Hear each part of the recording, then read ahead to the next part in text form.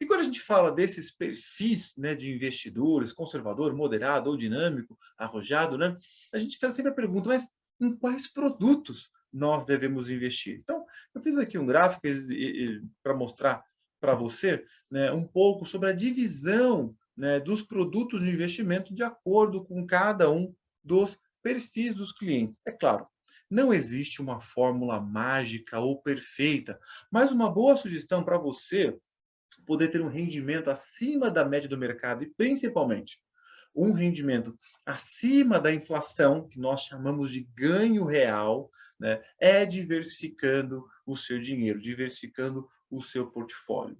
Não podemos esperar, por exemplo, né, que a gente tenha uma boa saúde física comendo apenas açúcar, não é verdade? Então, para que você tenha uma boa saúde física, você tem que diversificar também a sua alimentação. Então, para que a gente tem que ter uma dieta equilibrada de acordo com as nossas necessidades, de acordo com os nossos objetivos e com o investimento é realmente a mesma coisa. A recomendação de investimento nós aqui chamamos de asset allocation. Cada perfil tem o seu percentual de exposição a um tipo de risco e é essa diversificação que a carteira busca a melhor equação de risco-retorno. Então, aqui, por exemplo, veja só, este gráfico geralmente é apresentado aqui nas reuniões de investimento e é uma receita que tem como objetivo muito simples. O objetivo é maximizar o resultado da sua carteira de investimento de acordo com o seu perfil e te proteger, ou seja, diminuir as suas possíveis perdas ali que podem acontecer ao longo da sua jornada, né? Não para vocês, não precisa seguir exatamente essa carteira, mas é uma maneira muito saudável de você poder compor o seu portfólio para você poder passar por alguns momentos econômicos e vai readequando ali essa carteira com a melhor das intenções de buscar ali, como eu te disse, maximizar os seus resultados e diminuir as suas possíveis perdas. Bem, ainda na fase da acumulação, ao longo de quase 20 anos aqui, já que eu estou no mercado financeiro, dando assessoria, acompanhando os clientes, né, eu identifico erros muito frequentes nessa fase. Claro, nem tudo são flores, então tenho visto muitas pessoas quebrarem nessa fase. E acho que minha responsabilidade, né, é compartilhar essas informações com você que está aqui treinando comigo. Essas pessoas cometem alguns erros que eu vou compartilhar para que você não caia nessas ciladas. Então, pegue um papel, uma caneta, anota. Principalmente, eu quero convidar você também a pensar naquelas pessoas que você conhece, que muitas vezes comete esse erro, já cometeu, e por isso essas pessoas quebraram.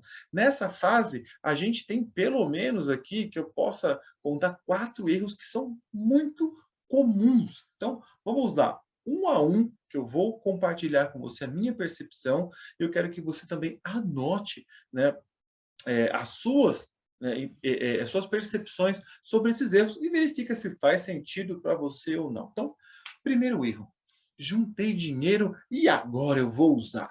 Rapaz, eu uso isso muito, mas demais, né? Esse é um erro muito comum. Muitos investidores erram usando todo o seu capital, que foram acumulando ao longo de anos, né, e para comprar algum bem, por exemplo, que não gera renda. Compra uma casa ou com um carro, por exemplo, não com o objetivo de investir, mas com o objetivo de usar. Então, pensa bem comigo. Por exemplo, ó, uma coisa é você pegar e investir R$ 1 milhão em uma casa e alugar, e ter ali R$ 10.000 de receita de aluguel. Ótimo. Outra coisa é você comprar essa mesma casa, né, de R$ 1 milhão e ter R$ 10.000 de despesa todos os meses morando nela, né? Então, veja só, é complexo. Então, a diferença entre você ter bens passivos e bens ativos que geram renda ou que geram despesas, você vai ler também no livro Pai Rico, Pai Pobre. Então, fica uma dica de leitura para você. Ele fala bastante sobre isso, de você ter, né, ativos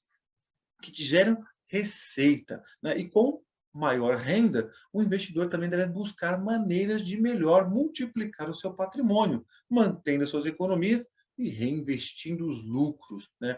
Com juros das aplicações, dividendos, que a gente recebe através das ações, ou rendimentos de fundos, como também fundos passivos, ou até fundos mais ativos, até mesmo fundos imobiliários, por exemplo, que têm uma renda né, bem interessante para nós também. Então, cuidado, não é porque você juntou um patrimônio financeiro que agora você pode gastar, pode consumir, né. Então, esse é um problema que geralmente nós vemos ali, o cliente vive a vida inteira juntando patrimônio, aloca, coloca em tudo em tijolo. Estou citando um exemplo, né, que é muito comum, né, e depois acaba se descapitalizando completamente, não tem nenhuma reserva de emergência se passar por algum momento, algum desafio.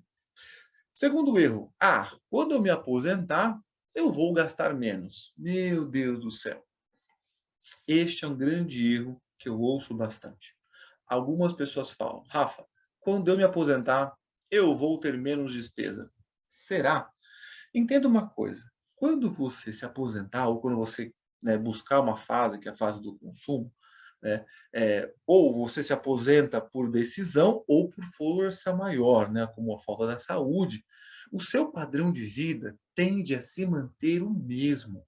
E o mais comum é que a gente tenha até algumas despesas maiores que a gente tem hoje, né, por exemplo, saúde, né, seu convênio pode ser que aumente, geralmente aumenta muito o preço, né. Você também, vai quando você se aposentar, vai querer fazer viagens maiores, né, então tem esse ponto. Agora imagina também, Deus o livre, você ficar debilitado em uma cama, precisando de cuidadores, então assim, pode ser que na sua aposentadoria, as suas despesas tendem a aumentar, na verdade, né. Então, muito cuidado com esse erro e não caia nessa tentação. Na fase da acumulação, teoricamente, o investidor, ele já está mais estabelecido. Agora é a hora de ver o seu dinheiro trabalhar para você. Então faça boas escolhas, consulte um planejador financeiro para que ele possa te apoiar nas decisões de investimento, na forma de você escolher, né, como você investir o seu capital, né. Terceiro erro muito comum é a falta de maturidade. Nessa fase também, o investidor tende a ter, ele deve ter uma maturidade suficiente para entender que o mercado financeiro ele tem algumas oscilações de curto prazo. As oscilações de mercado são muito comuns nos ciclos econômicos e esses investidores mais conservadores, até os mais dinâmicos, precisam entender isso. Os investidores mais conservadores não sofrem tanto, porém, os investidores com carteiras mais dinâmicas sofrem muito com as oscilações pontuais de mercado.